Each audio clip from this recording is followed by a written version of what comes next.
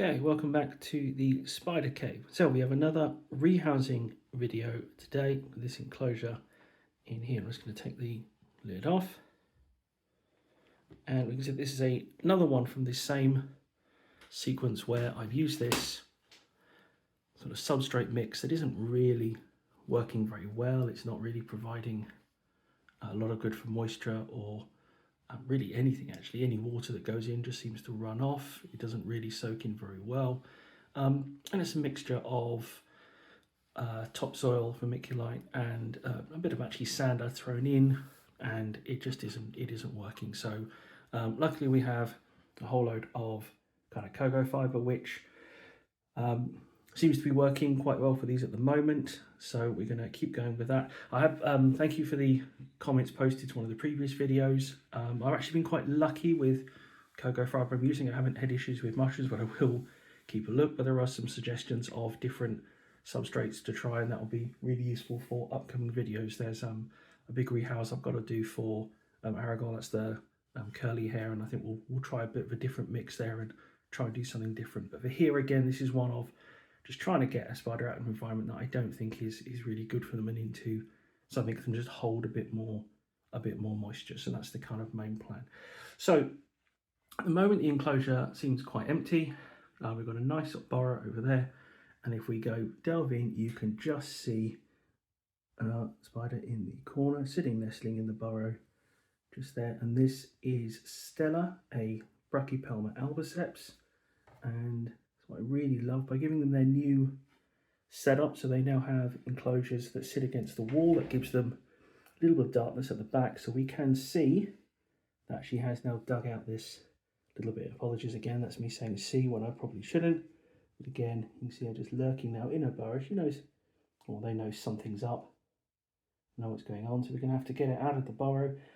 We've got the other enclosure ready this time, so again we've got something that we have set up. It's going to need a little bit of cork bark, but so we've got that already. So hopefully this time, instead of having to catch her up, we'll be able to walk her from one enclosure into the other. Obviously we'll see what she's like. She might be just a little bit skittish, and what we don't want her doing is running from one enclosure just onto the table or injuring herself in any way. It's not me I'm always concerned about. It's always the spider. I don't want anything to happen to them. So we'll just see how things are, and if they're calm, we'll try and walk over and see if we can get them from one into the other.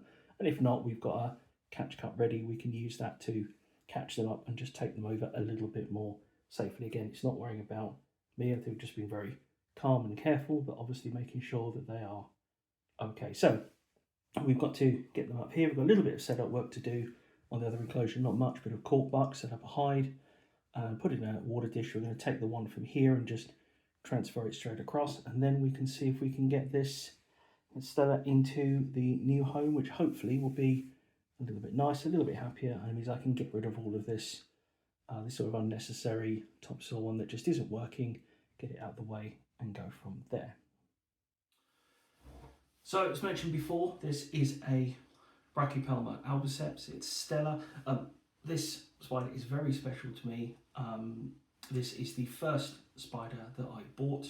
I haven't actually owned either of what used to be the kind of more common starter tarantulas. I haven't got a Mexican red knee yet, or a sort of Chilean rose, or other types. I just looked for different beginner spiders, or some excellent YouTube channels that talked about alternative spiders could be really good, and decided this would be the plunge I took, and this spider has been lovely. So they've got up a couple of enclosures now, so they've had a couple of times, they've molted a couple of times.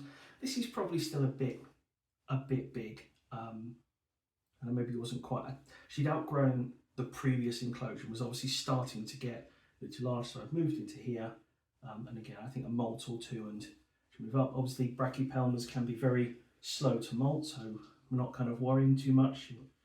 Like anything, will grow into this enclosure, and I try to make sure when putting food in, I put it quite close to where they are. I don't want it kind of roaming around as much as I can. I don't tong feed. I will drop the food in using tongs, again more for my safety and years. I'm very careful. I do use metal tongs, just the pair that I bought, so again I don't kind of hold the food close to the the spider so they can grab it, because I'm very cautious of them hitting their fangs on the tongs and causing any damage. So I try to just drop it in, but usually close by as much as I can. Sometimes they then run off to the other side of the enclosure and you have to wait, but this spider's been very good. It's usually hunted them down eventually. Everything's excellent from there.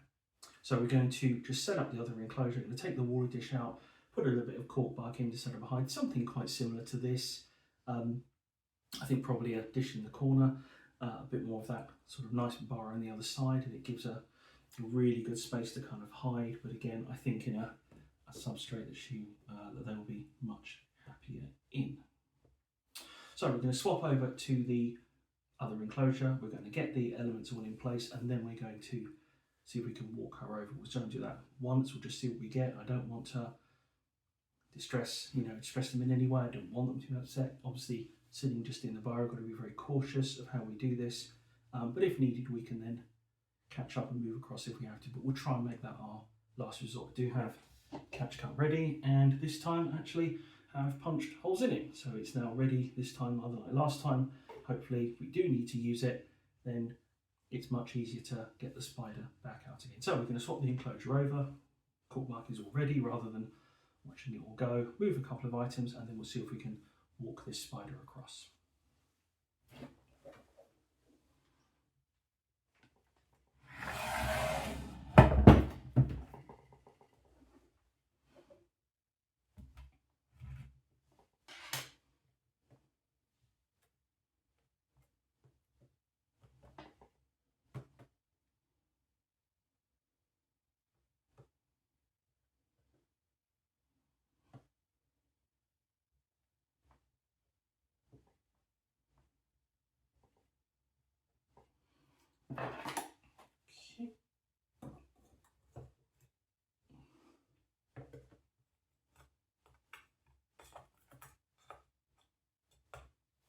So water just can go straight in, and we'll just flatten around, make it nice and obvious.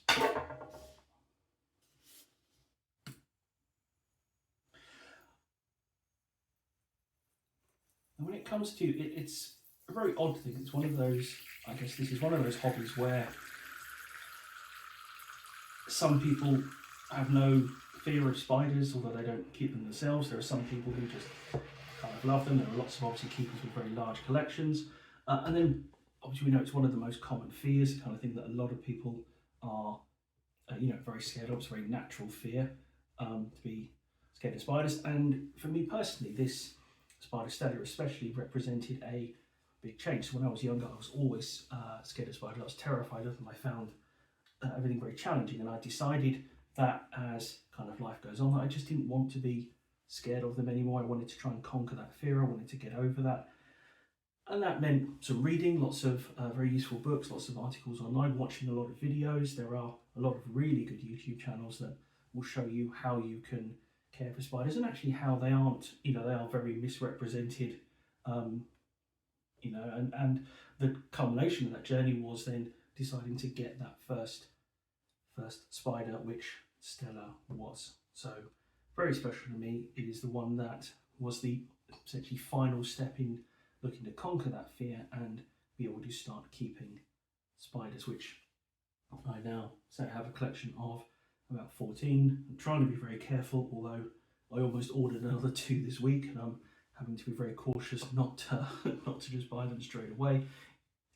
It is one of those hobbies where you'll see a new spider you don't have, and they'll, the fact that even every tarantula is so different in terms of colour and style and attitude, that you can't help but want to expand your collection. But Stella will always be a very special spider, helping me, being the kind of the last step in conquering that fear. So we're just going to get a little bit of a hide in. We're going to do the same thing, a bit of cork bark and a kind of burrow underneath, and then we'll see if we can get them into this enclosure. So it'll be a nice sort of shortish video hopefully, and into a nicer substrate. Okay, so I found a nice piece of bark, so give me a nice decent sized den, so we can get a whole load of this out. We'll dig that out for now. Rough that up a little bit. Nice deep, kind of dark den they can dig into. That can go right down, give her a decent entryway in. That round a little bit.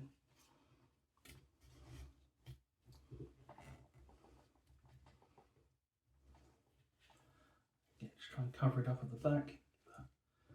Space. So we can dig that out a little bit more. Get it in with a bit of an angle.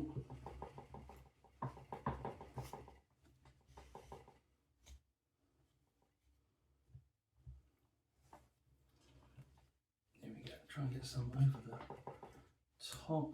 Pack it in. Water on the edge. Get so close to the water source, but again a little bit of kind of level shift. So there is a nice dark space to go. That's obviously the most important thing. So there's a really safe little space, and especially as they've dug that little bit at the back, just want to give a little bit of extra space there, you know, so if they want to use the burrow at the moment, they've got that, and if not, a little bit of wandering space but close to water. And there we go. That should be fine. It's a nice little set. Okay. And sealed in. Okay, so now we have to see if we can get our rider ready to walk over. So we're just going to see how she's going to do. And as she would have it, she's just emerged out of her burrow. Just put that like that. You can see hopefully those gorgeous colours. So we're just going to very lightly touch her. We don't know how she's going to react. We've no idea what's going to happen, so we're just going to do this very, very cautiously. And this is obviously more for her. We're just going to see how she is, very gently, just a little tap on the back. Now she could go straight into the burrow, so we're going to try and come in from the side and just see if we can get her to move out a little bit. Here she comes. Okay. Again, we're just trying to move her out so she comes away from that burrow.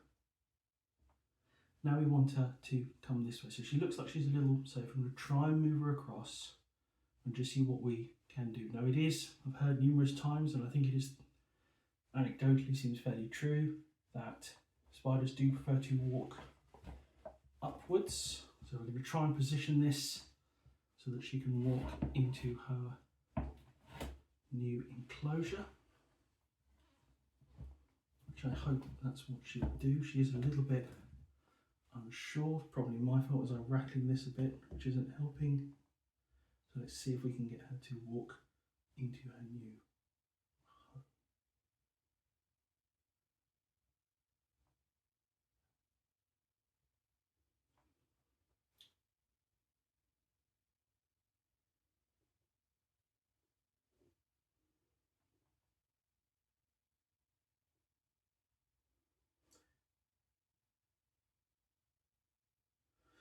Just trying to touch her on the legs. We can get her to move. Now, as you can see, here is an issue with that substrate. I don't think it is very helpful in really doing some of these jobs, because see if we can get her to go up. Now, this is the most awkward bit. We just want to make sure she goes up into her new home. And if she can do most of the work for us, that will be very helpful. Just going to try and touch her on the back. Cautious of her going off on the side. Just wanted to go over the top. There you go, over the top. Little tap on the back. And she's been such a lovely spider. As I said, we're trying not to take her too much. We're going to be very careful now. So what we're going to do now, we're just going to try and lift her up and in. We want her to go down onto the other side and go down. There you go. If we can just get her off this ledge, she will go down on her own. She It's just a little unsure at the moment. And so we're trying to be very cautious of where we touch her. So we're just going to take this other enclosure away now, very slowly. Just take that away.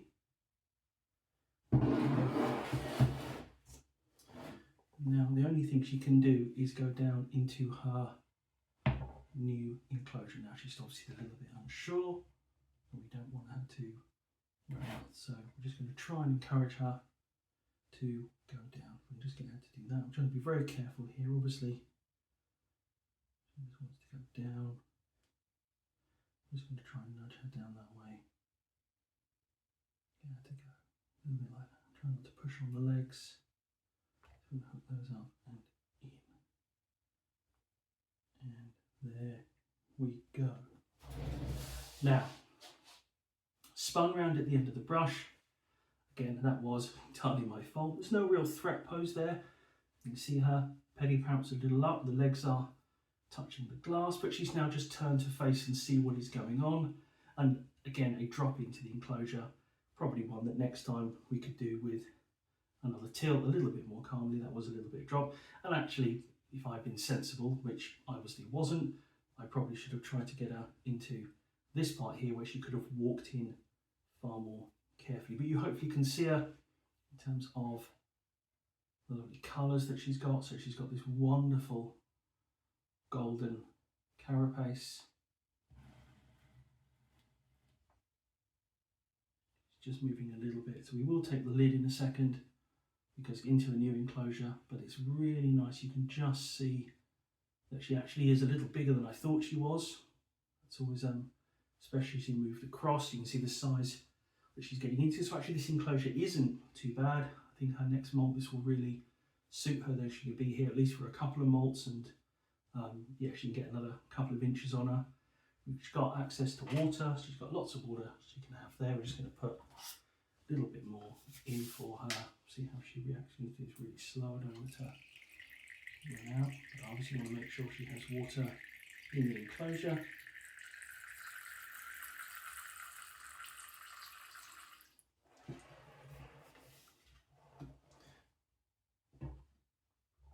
And there we go, so that can go on. So we'll put it on this way and turn it the other way. Then we just watch the feet very carefully. Just when put the lid on, don't want to cause any issues. I'm hoping this will send them back down and settle in.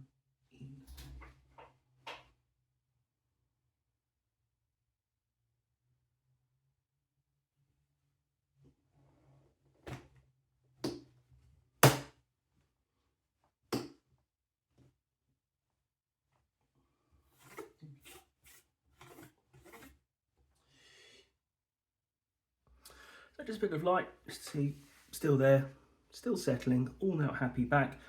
And because you've got them in these sort of pocket enclosures, you can see that every spider's got their own space. It means that it is darker against that back wall, so I don't have to worry about using backboards or anything. They've got the seclusion of that back edge, so it does mean that they can sometimes burrow, or they will dig out and find that they've got a nice secure space. A little bit of extra moisture in there because I've just prepared that corbot. That'll go fairly quickly and settle down, but we're gonna leave this spider now to settle into its new home. It's very close to its burrow, which we'll find very soon, and then it'll be ready when we come around to feeding.